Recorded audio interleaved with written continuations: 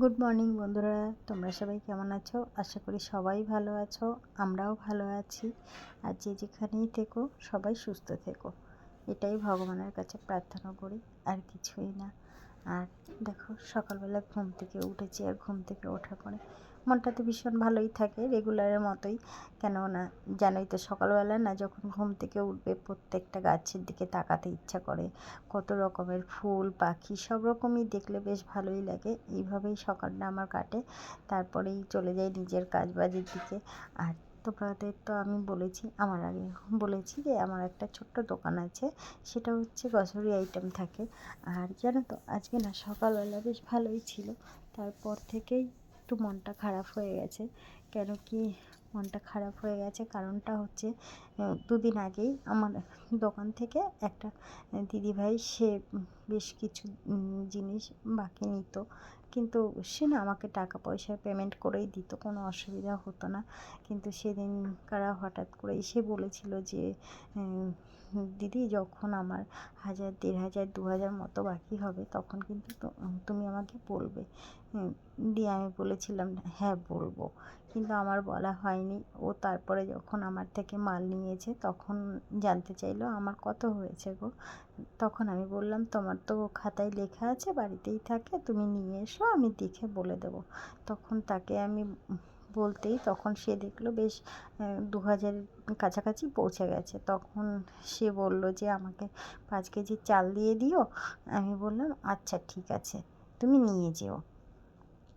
তখন বাড়ি গিয়ে ছেলেকে পাঠিয়েছে, তার দুটোই ছেলে পাঠিয়েছে। পাঠানোর পরে বলল যে বাচ্চাটা এসে বলল যে মামি, আমাকে 1 কেজি চাল দাও। কিন্তু ও 5 কেজিই নেবে বলেছিল, ওর মা 1 কেজি নিয়ে চলে গেল।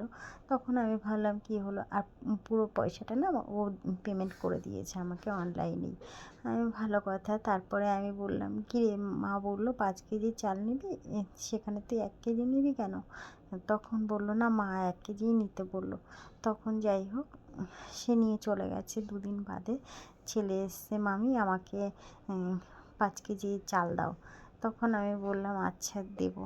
একটু কম দামের চালটাই থাকে, যে চালটা একটু বেশ মোটা, সেটা হয়তো খুব একটা মানে সবাই খায় না, খেতে পারেও না, কিন্তু লক্ষ্মী, সেটা না বললেও হয় না। যাই হোক, ও যখন ওই চালটা চাইলো, ওরা ওই চালটা কখনোই আমার থেকে নেয় না, কখনোই দেখিনি এতদিনে। তখন আমি বললাম যে মাকে এই চালটাই নিতে বললো। বললো হ্যাঁ মামি, মা এটাই নিতে বললো, আমরা এটাই নেব।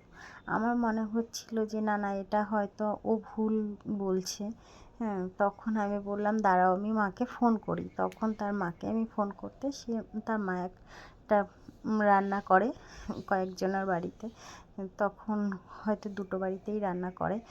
তখন বলল যে না বৌদি, ওই সরু চালের ভাতটা ছেলেরা খেতে পারছে না, দুটো ছেলে, তুমি মোটাটাই দিও। কিন্তু যখন আমি চালটা দিয়েছি, আমার না সেই বাচ্চাটা না আমার মুখের দিকে তাকাতে পারছে না। খুব একটা বড় না, 9-এ পড়ে, কিন্তু সে যথেষ্ট বড় এখনকার বাচ্চারা। আর আমারও খুব খারাপ লাগছিল, কিন্তু কিছু করার ছিল না। সে তার মা বলে দিয়েছে, সে তখন সেটা নিয়ে চলে গেছে।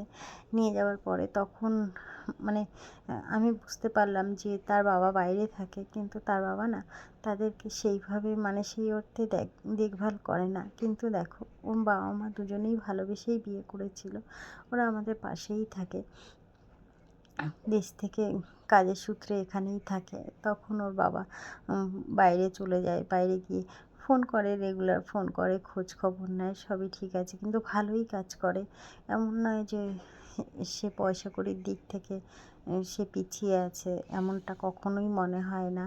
কিন্তু দুটো ছেলে নিয়ে একটা মা খুব লড়াই করে যাচ্ছে। সেটাই ভাবছি যে কত মানুষ আছে যে মায়েরা বাবারা দুজনেই হয়তো ছেড়ে চলে যায়। এমনটাও দেখা যায় যে কেউই দায়িত্ব নিতে চায় না, হয়তো দুজনারই যথেষ্ট সামর্থ্য আছে, কিন্তু দেখো এখানে মাটা খুব কষ্ট করছে। আবার কত মায়েরা আছে, এই দুদিন ধরে সোশ্যাল মিডিয়াতে একটা দেখছিলাম যে বাচ্চাকে তার মা ভীষণ মারছিল, মানে খাওয়াচ্ছে, এই করছে সেই করছে, ভীষণ মেরে মেরে এসে করছে।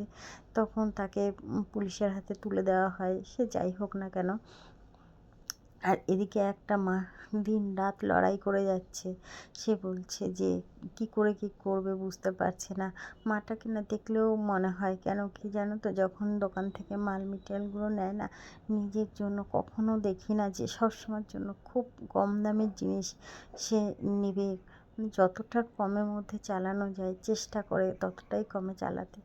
কষ্টও লাগে দেখে, কিন্তু জানি না কেন মনে হয় যে এই মানুষগুলোর পাশে যদি আমি দাঁড়াতে পারতাম খুব ভালো লাগতো।